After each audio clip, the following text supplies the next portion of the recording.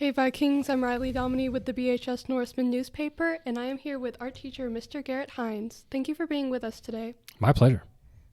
So when did you know you wanted to pursue a career in art? When nothing else worked.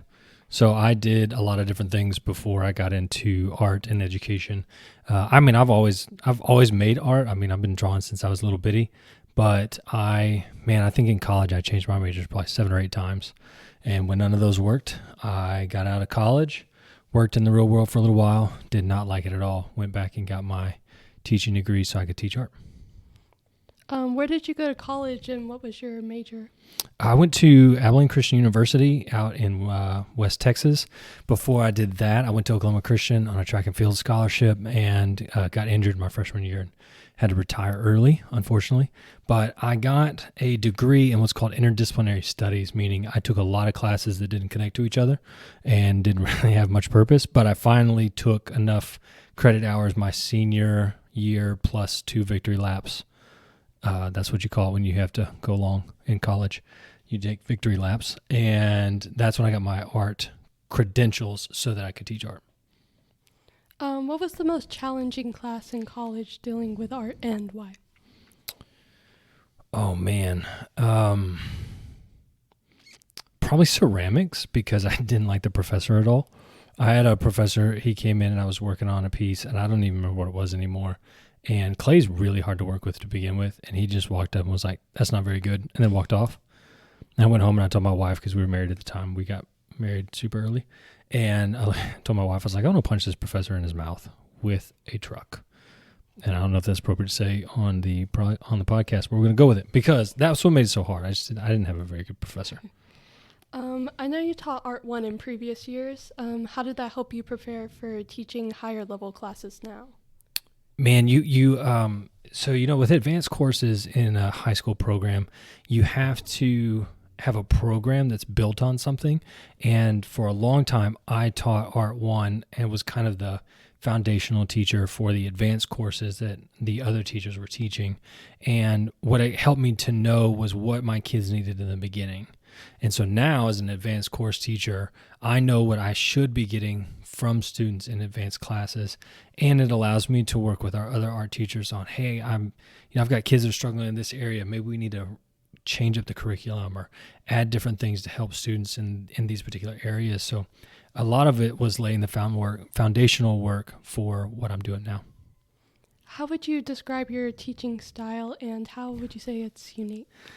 Oh gosh. I'm going to copy from a legend, and it's going to be fine. I have kind of a Bruce Lee method of teaching. There's a great moment in the movie Enter the Dragon, which shouldn't be watched unless you're over 18. But it's a great movie. And there's a scene where Bruce Lee's talking to a master, and he says, I have no style. When my enemy expands, I contract, and when I contract, I expand. And so I try and do that in my classroom because what I find a lot of times is if you push kids when they're trying to push you, it only ends up causing frustration. But at the same time, if you withdraw when your student withdraws, then you both lose. And so what I try to do in the classroom is, one, build relationships. I want to know my kids. I want to know what's going on in their world because the more I know them, the better I can help them learn. And then I try to be the kind of teacher where I use the term loving immovability because I have a set of standards and some expectations in my classroom, and those will never change, but I will help you through that as lovingly and with a smile as possible. What is the most difficult part of teaching art? It takes a lot of creativity. And as an artist, I use a lot of my creativity to help my students be creative. And so at the end of the day, when I want to go home and work on my own personal work, that can be challenging because I've used a lot of the creative energy that I had for the day. And so a lot of times it's hard to go home and be like, okay, well, I just spent 8 hours helping kids learn how to be creative. Now I'm going to sit down for another couple hours and be creative myself. And sometimes that's really challenging. What is the most rewarding part of teaching art? Oh, man.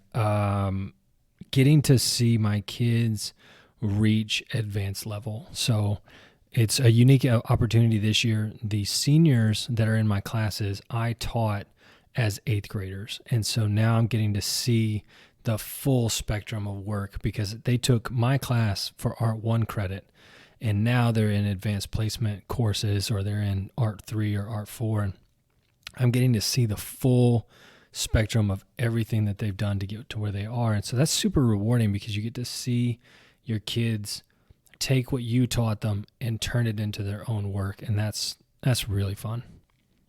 Okay, who inspires you creatively? Hard word to say. Yeah, that is a tough word. I am inspired. Golly, man.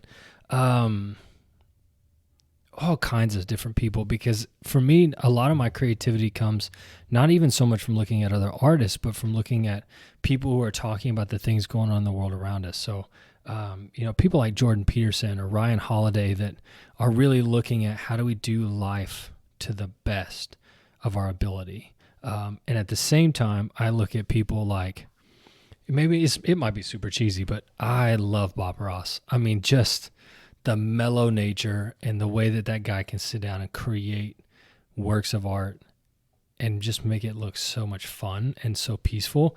So, in my classroom, we have Bob Ross Fridays, and we watch Bob Ross while we make art, which I think is super cool. And then other people like Scott Naismith, he's an Irish abstract painter out there in the world who is making absolutely gorgeous work.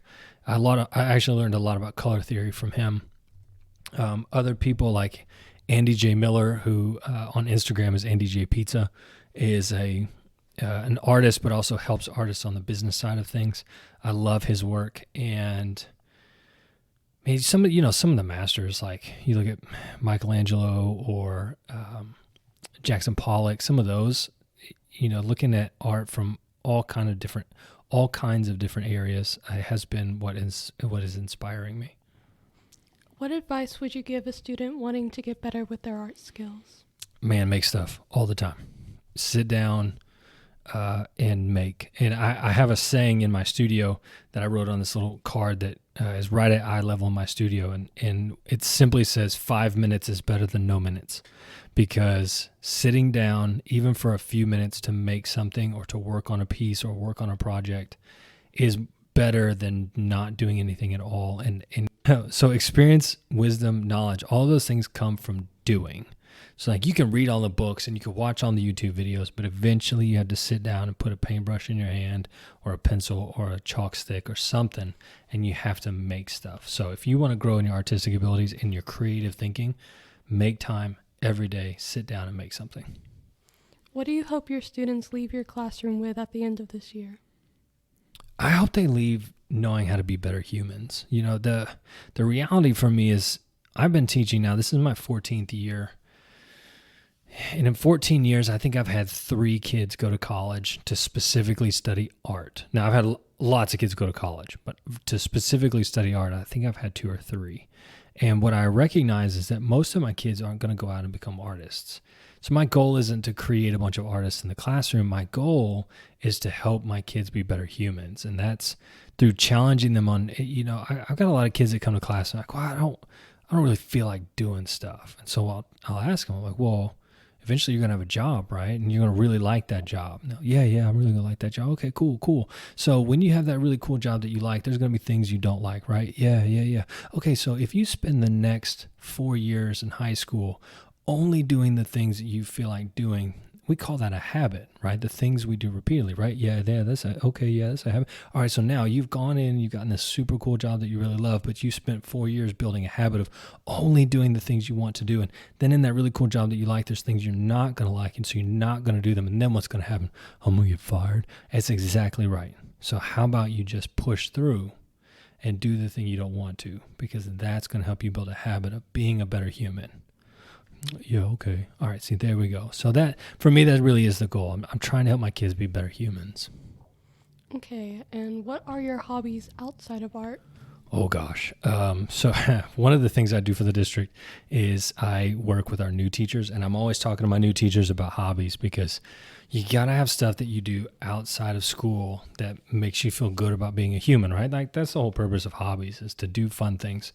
I won't count raising my children as a hobby because that's a full-time job, but if it wasn't, it would be a hobby. We have a phenomenal garden in our house, so I do a lot of gardening. I like to grow things. I like to grow things I can eat. I do some wood carving. I do yo-yo tricks. I played guitar for a while. I write poetry. I do cycling. I used to do triathlon for a while, but kind of hurt my feet, so I don't get to do that as much. Weight training is a big deal. I do that a lot. In the gym usually three times a week, and I do mobility stuff another 3 days a week, some yoga. I used to tell people I have a lot of hobbies. That's what keeps me sane, so it keeps me functioning. Okay, well, Mr. Hines, thank you for taking the time to speak with us today and allow all of us to get to know a little bit more about you. Yeah, my pleasure, Riley. Thank you. Vikings, watch for a more in-depth newspaper article in the Norseman about Mr. Hines coming soon. We will also continue to do podcasts with students and teachers throughout the year to highlight the amazing things going on at BHS.